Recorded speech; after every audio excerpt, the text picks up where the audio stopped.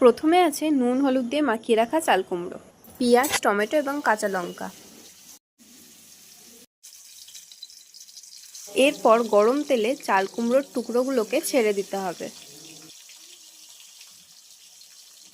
ভাজা হয়ে গেলে সেগুলোকে তুলে নিতে হবে।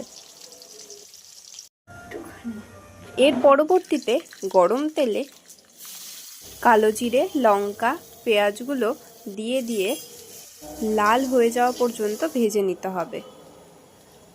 এরপর হালকা লাল হলে কেটে রাখা টমেটোগুলোকে দিয়ে দিতে হবে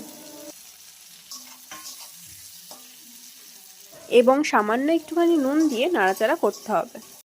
ভাজা ভাজা হয়ে গেলে এর মধ্যে আগে করে রাখা মশলার পেস্টটা দিয়ে দিতে হবে।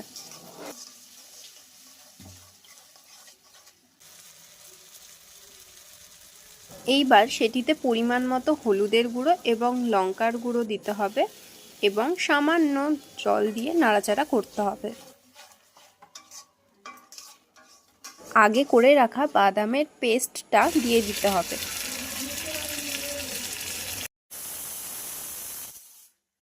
সামান্য চিনি দিয়ে নাড়াচাড়া করতে হবে।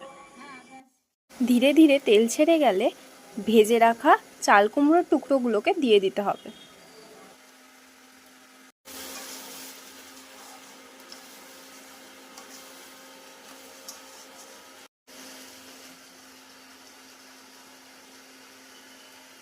আরও একবার তেল ছেড়ে গেলে জল দিয়ে ঢেকে রাখলেই রেডি হয়ে যাবে এই রেসিপিটি।